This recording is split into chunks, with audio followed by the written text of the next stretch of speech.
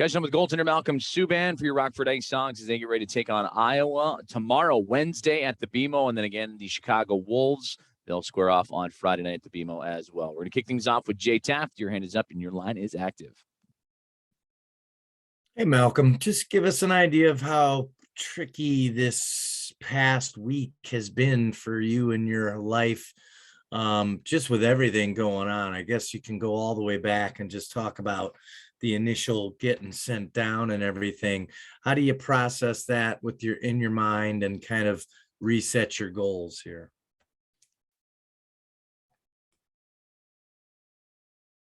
Apologies, Malcolm. Let me get you to unmute on your side.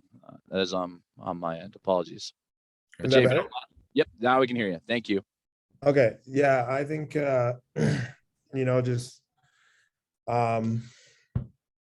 every day is an opportunity to get better. And I think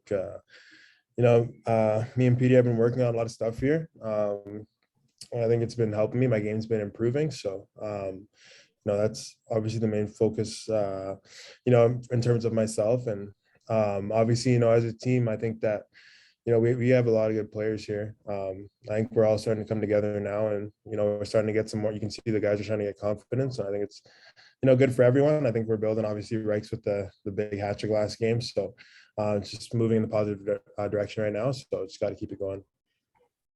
I want to ask you real quick about Anders. You've seen a lot of coaches in your days. Where does he fit in as far as his style? And again, I know it's only been a couple days and it's been a couple weird days, but what your first take on him and his style of coaching? Yeah, it's tough because we played 2 home games, and the game I didn't play, I wasn't on the bench. So, that I didn't know, but I feel like it's been similar. I mean, he and Kinger have been, I feel like they're pretty similar. He's been preaching kind of the same stuff, and we've been working on the same stuff in practice and stuff. So it's been a pretty smooth transition. Obviously, everyone misses Kinger down here. He's a great guy and great coach, but Anders came in and, he's been amazing. So. Thanks, Malcolm. Reflecting on your last game, Malcolm, you mentioned the hat trick performance, but without 34 saves from yourself, the IceHogs would have had the Moose come charging right on back. Are you starting to feel a little bit more comfortable after a couple of games already under your belt and now looking forward to a busy week ahead? Yeah, I mean, obviously, I just want to keep building, keep improving. I felt like, since I got traded here, my game's improved. I'm up there with Jimmy, working with Jimmy, and now being down here with P, I feel like, I've made some huge strides and feeling more confident in my game. So just, looking to continue that, obviously, just tracking the puck and stuff, that as well as felt a little better. So hopefully I can, keep improving on that and just keep working in practice, and hopefully it translates to the game. Patrick Williams, your line is active. Yes, Malcolm, thanks for doing this. It's obviously been kind of a chaotic past week or so for this team. Can you take us through this weekend and what that whole transition was like, seeing Derek go up and Anders come in as the new head guy? Yeah, I mean, obviously, we're happy for Kinger and him getting the opportunity, and for Anders as well. They've been great. Just personally talking about myself, both have been really great to me since I came down, and just helped me out, giving me a lot of confidence and stuff. So, obviously I appreciate that. And no, it's been a smooth change.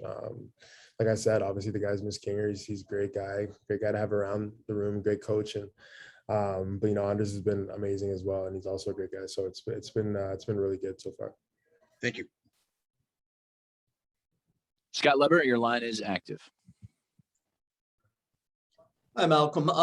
What have the coaches told you to expect in terms of frequency of playing time for you, and how difficult is it to get into a rhythm when you may not be playing more than 1 game a week, if that?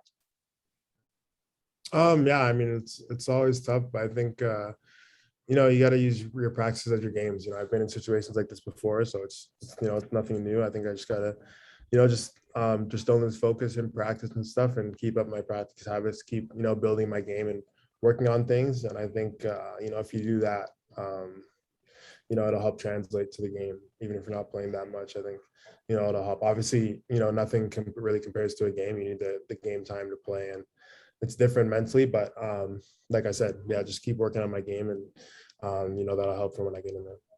Can you share with us what you're working on, where you feel like you need to turn it up a notch? I think just continuing to, just bring my game in more.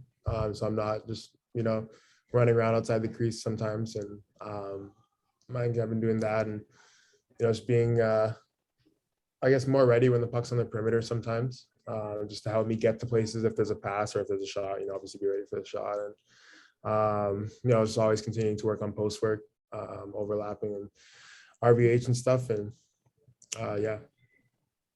We just talked to Brett Conley a few minutes ago, and he obviously spent a lot of time in the NHL, and he kind of talked about how, you really have to be committed and work at having a positive attitude when you get sent back down to the AHL level. How much of a struggle has that been for you? What do you tell yourself to keep yourself on that right track, on that right path?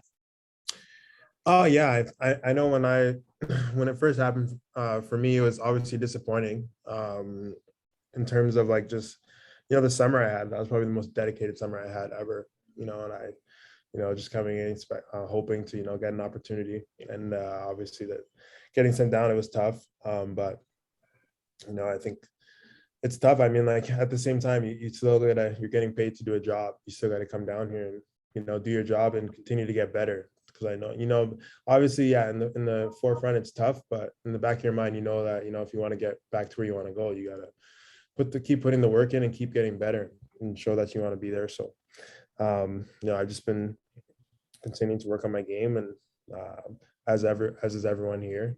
It's been great. You guys have been great, and we're coming together, and so hopefully we can string some wins together here. But yeah, just continuing to work on my game, and hopefully just improve and get better to get back up there. Thanks for doing this. Yeah, no problem. And then Jay Taft, your line is active. You will close us out today. Yeah, and I'll be quick. Thanks, Malcolm. Just real quick, you talked about your goals shifting and stuff. I know what it is, but in your own words, what are your new goals right now, and what do you think it's going to take? Maybe specifically, is there something in particular you've got to do different or better right now?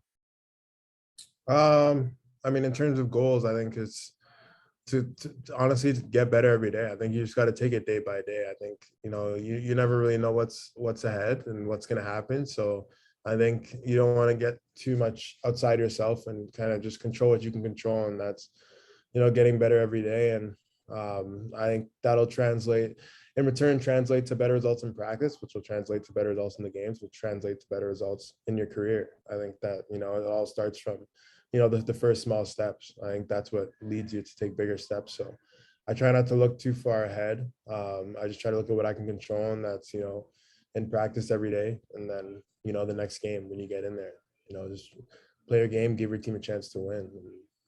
And that's like pretty much all you can control, really, when you think about it. So cool. Thanks, Malcolm. Yeah.